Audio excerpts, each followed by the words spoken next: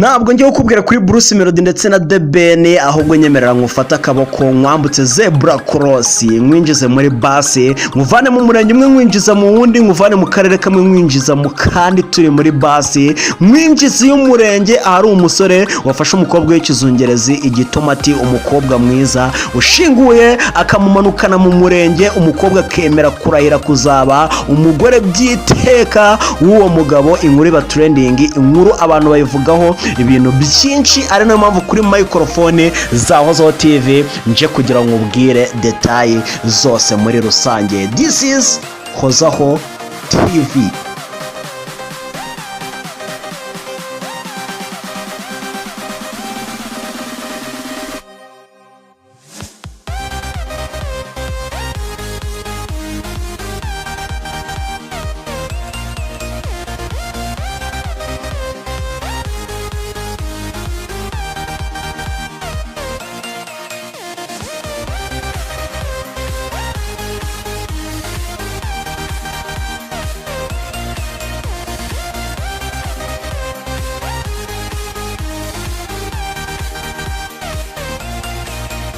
Yes, ladies and gentlemen, nkuhaye ikaze kuri Wahombye TV. Niba utarakanda subscribe, kanda subscribe, tujye tubana umunsi ku wundi. Mbere yuko nkwinjiza mu murenge nkakubwira iby'uyu musore wafashe umukobwa mwiza akamujyana iy'umurenge, nyemerera gato nkubwire ko witwa niyo nshuti ya Nike Kiramani, the big mind comedy, Mintutsu, Aisha, Tsabi, Soroba n'ibindi byamare bitandukanye muri sinema bari baherekeje umugabo Kiramani bamujyana mu murenge, ndetse kandi bavuye bajya no gusezerana mu idini rya Isilamu.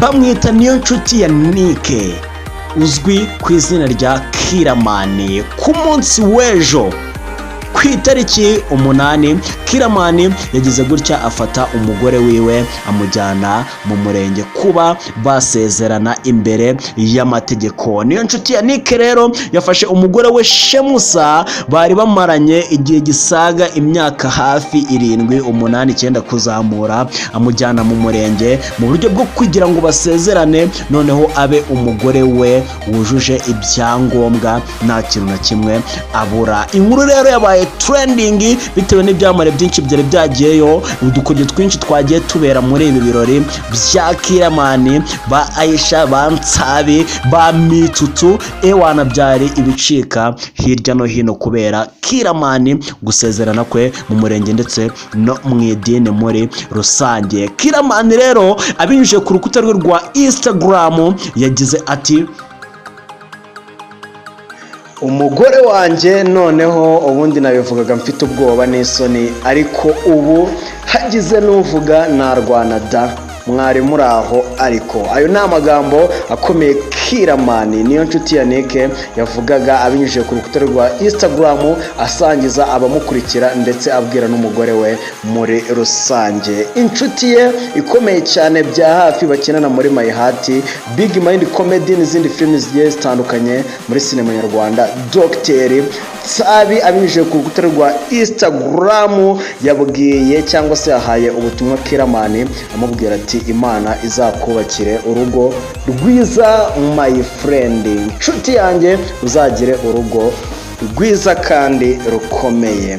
Uwitwa Aisha Inyindi abinyujije ku rukuta rwe rwa Instagram, Aisha umwe mu bakobwa b'ibyamamare dufite muri sinema nyarwanda, inshuti ya Nike, niyo nshuti ya Kiramani bya hafi, wakita bya hafi. Abinyujije kuri Instagram yiwe yahaye ubutumwa Kiramani n'umugore we Shemusa amubwira ati: big congratulations mafamu, ati mwakoze akazi katoroshye, ndabashimiye ku bintu mwakoze, umuryango nkunda, umuryango nisangamo, umuryango mfata nk'urenze kuri njyewe.